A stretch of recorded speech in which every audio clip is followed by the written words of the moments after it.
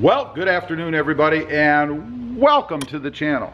Hey, I checked something out the other day. I was curious. Is the Tacoma's depreciation rate, the average rate over 5 years, still number one? Is it still the best?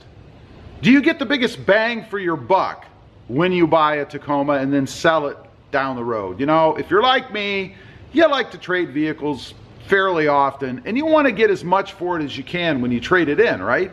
There's nothing worse than buying a truck for what they cost these days and then getting that shock when you take it in and the dealership tells you it isn't worth anything.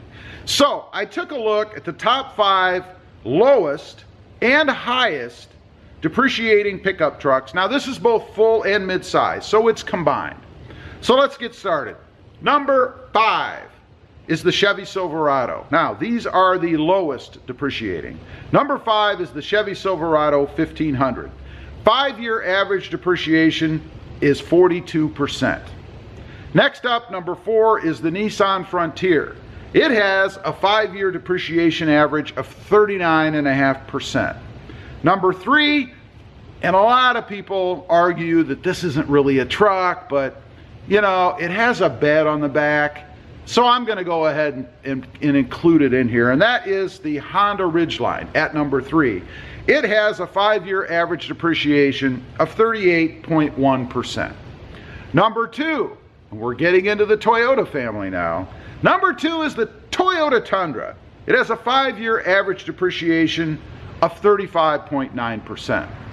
Now, as you may have guessed, coming in at number 1 is the Toyota Tacoma with a 5-year average depreciation of just 32%. Now, that's the best that you can get of any pickup truck on the market. So, if you're looking to get the biggest bang for your buck when you go to trade that thing in in say 3, 4, 5 years, you need to pick the Toyota Tacoma. Now, as I mentioned, let's take a look at the 4 highest depreciating pickup trucks. Now these are the ones that are worth the least amount after 5 years when you take them in, right? I bet you can guess what number 1 is, but let's start with number 4. That is the GMC Sierra 1500. Its 5-year average depreciation is a whopping 43%. Number 3, the Ram 1500. 5-year average depreciation of 45.2%. Sheesh. Number 2, the Nissan Titan. 5-year average depreciation of 45.9%. Wow. Number 1, you can probably guess what this is, and there is a reason for this, or at least a contributing factor, which I'll tell you here in a minute. Number 1 is the Ford F-150. It has a 5-year average depreciation of 46.5%. You lose almost 50% of that truck's value after 5 years. Now, in all fairness to the F-150, as I mentioned, there is a contributing factor to that. You know, the depreciation rate of the F-150 is so high, partly because it is the number 1 selling truck, right? They sell tons of them. Now, since they sell tons of them, that means there are tons of them out there on the used car lots.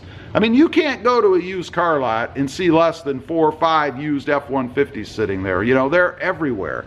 And because they are so predominant in the market, because there are so many used vehicles, the market is flooded. So they're simply just not worth as much money because there are tons of them. So, for the buyer, there is a negative to buying the best-selling truck, right?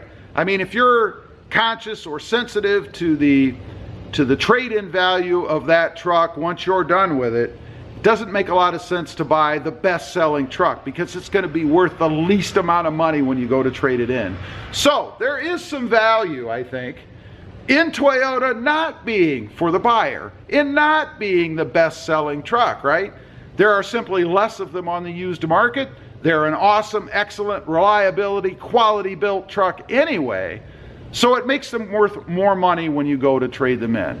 Anyway, leave a comment down below. Let me know what you think. I'd be curious to know if you're sensitive to these kind of things. If you're sensitive to depreciation, is it something you consider when you go out and shop for a new truck?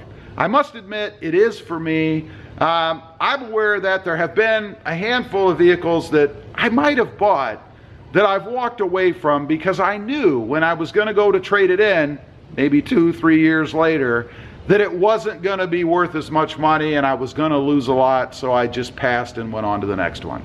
Anyway, appreciate you guys watching. Don't forget to like, share, and subscribe. And we'll see you next time on the web. Have a great day. Bye.